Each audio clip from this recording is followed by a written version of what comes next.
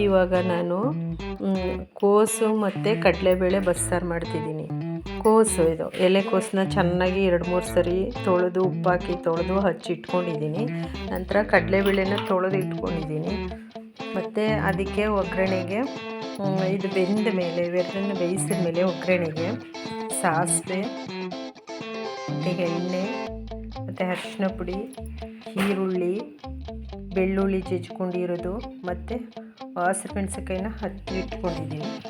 ಇದಿಷ್ಟನ್ನು ಹಾಕಿ ಇದನ್ನು ಬೆಂದ ಮೇಲೆ ಒಗ್ಗರಣೆ ಮಾಡ್ತೀನಿ. ನಂತರ ಅದಕ್ಕೆ ಅದರ ರಸನ ಒಗ್ಗರಣೆ ಮಾಡಲಿಕ್ಕೆ ಎರಡು ಟೊಮೆಟೊ ಹಚ್ಚಿಟ್ಕೊಂಡಿದ್ದೀನಿ, ಮತ್ತು ಬೆಳ್ಳುಳ್ಳಿ ಮತ್ತು ಹಸಿರು ಮೆಣಸಿನ್ಕಾಯಿ, ಸಾಂಬಾರು ಸೊಪ್ಪು ಮತ್ತು ಹುಣಸೆ ರಸ ಮತ್ತು ಉಪ್ಪು, ರುಚಿಗೆ ತಕ್ಕಷ್ಟು ಉಪ್ಪು, ಎಣ್ಣೆ ಮತ್ತು ತೆಂಗಿನ ತುರಿ ಹಾಕಲಿಕ್ಕೆ, ಅದಕ್ಕೆ ತೆಂಗಿನ ತುರಿ ಇಷ್ಟನ್ನು ನಾನು ರೆಡಿ ಮಾಡಿ ಇಟ್ಕೊಂಡಿದ್ದೀನಿ.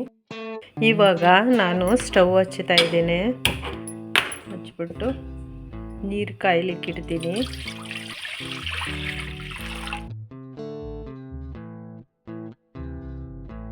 ನೀರು ಕಾಯ್ತಾ ಇದೆ.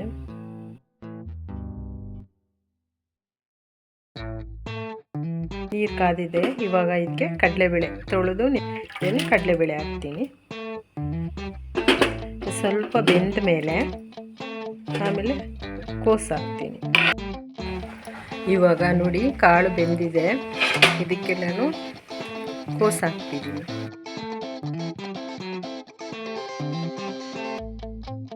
ಸ್ವಲ್ಪ ಉಪ್ಪು ಹಾಕ್ತೀನಿ.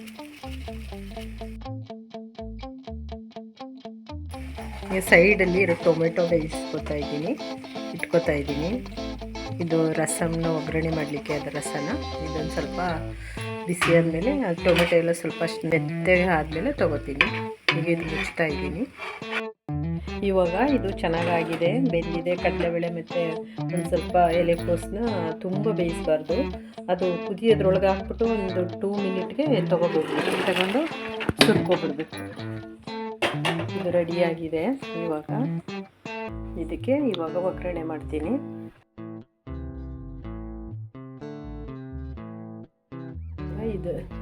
ಇದನ್ನು ಇಲ್ಲಿ ಒಗ್ಗರಣೆ ಮಾಡ್ತೀನಿ. ಇವಾಗ ಇದಕ್ಕೆ ಎಣ್ಣೆ ಹಾಕ್ತೀನಿ.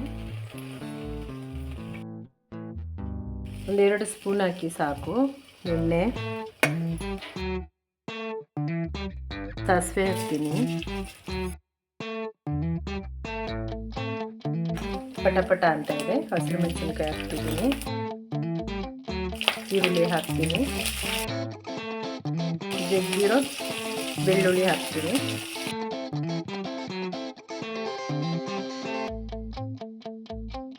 ಇವಾಗ ಇದು ರೆಡಿಯಾಗಿದೆ. ಇದನ್ನು ಹಾಕ್ತೀನಿ. ಇದಕ್ಕೆ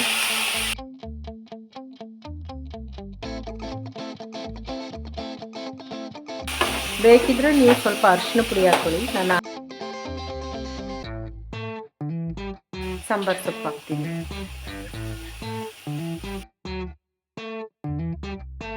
ಕಾಯಿ ತುರಿ ಹಾಕ್ತೀನಿ.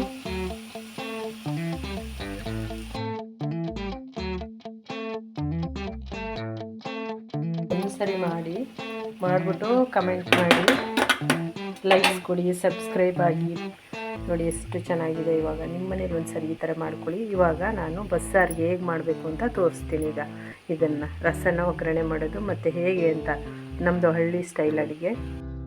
ಇವಾಗ ನಾನು ಅದ್ರದ್ದು ರಸ ಮತ್ತು ಬಸ್ಸಾರಿಗೆ ಏನೇನು ಹಾಕಬೇಕು ಅಂತ ಹೇಳ್ತೀನಿ. ಇದು ಸ್ವಲ್ಪ ಕೋಸು ಹಾಕ್ಕೊಂಡಿದ್ದೀನಿ. ಅದಕ್ಕೆ ಒಂದು 6 ಹಸಿರು ಮೆಣಸಿನ್ಕಾಯಿ ಹಾಕ್ಕೊತೀನಿ. ಸ್ವಲ್ಪ ಸಾಂಬಾರು ಸೊಪ್ಪು ಹಾಕ್ತೀನಿ. ಮತ್ತು ಬೆಳ್ಳುಳ್ಳಿ 4 ಹಾಕ್ತಿದ್ದೀನಿ. ಬೆಳ್ಳುಳ್ಳಿ, ಟೊಮೆಟೊ ಸ್ವಲ್ಪ ಇದು ಅದರೊಳಗೆ ಹಾಕಿ ಸ್ವಲ್ಪ ಇದನ್ನ ಬೇಯಿಸ್ದಂಗೆ ಮಾಡ್ಕೊಂಡಿದ್ದೀನಿ. ಬೆಂದಿಲ್ಲ, ಅದು ಸ್ವಲ್ಪ ಒಳಗೆ ಹಾಕಿ ವಾಟ್ರ್ ಒಳಗೆ ಹಾಕಿ ಬಿಸಿನೀರು ಒಳಗೆ ತೆಗೆದಿದ್ದೀನಿ. ಹಾಗಾಗಿ ಅದನ್ನು ಹಾಕೋತಿದ್ದೀನಿ.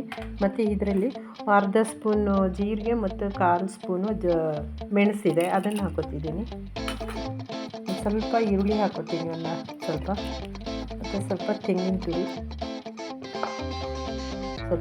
ತುರಿ ಹಾಕೋತೀನಿ. ಇದಿಷ್ಟನ್ನು ಇವಾಗ ನಾನು ಮಿಕ್ಸಿ ಮಾಡ್ತೀನಿ. ಇವಾಗ ನಾನು ಬಸ್ಸಾರು ಒಗ್ಗರಣೆ ಮಾಡ್ತೀನಿ.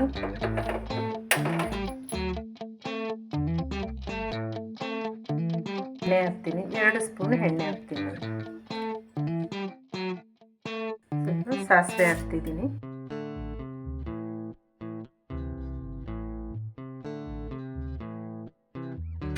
ಈರುಳ್ಳಿ ಹಾಕ್ತಿದ್ದೀನಿ.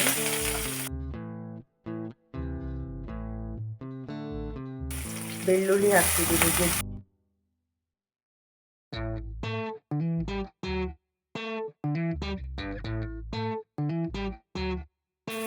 ಈಗ ರುಬ್ಬಿರೋ ಎಲ್ಲ ಮಸಾಲೆನ ಇದರಲ್ಲಿ ಸೇರಿಸ್ತೀನಿ. ಈಗ ಏನೇನು ಹಾಕಿ ರುಬ್ಬಿದೆ ಅದೆಲ್ಲನೂ ಸಹ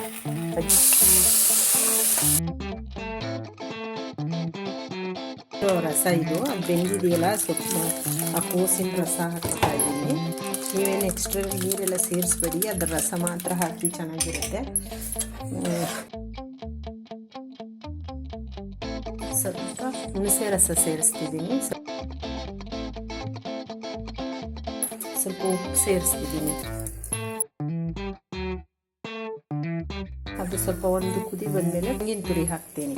ಒಂದು ಕುದಿ ಬಂದಮೇಲೆ ಇವಾಗ ಬಸ್ಸಾರು ರೆಡಿ ಇದೆ ನೋಡಿ, ಸೂಪರಾಗಿದೆ.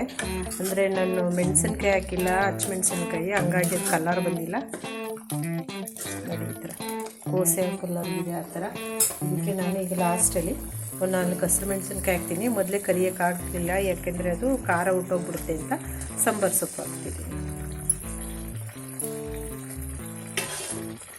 ಇದು ರೆಡಿ ಆಯಿತು. ನೀವು ಒಂದ್ಸರಿ ನಿಮ್ಮ ಮನೇಲಿ ಮಾಡಿ, ಸೂಪರಾಗಿರುತ್ತೆ. ಮಾಡಿ ಕಮೆಂಟ್ ಮಾಡಿ ತಿಳಿಸಿ, ಲೈಕ್ಸ್ ಕೊಡಿ, ಸಬ್ಸ್ಕ್ರೈಬ್ ಆಗಿ ಪ್ಲೀಸ್. ಎಲೆಕೋಸು ಕಡಲೆಬೇಳೆ ಬಸ್ಸಾರು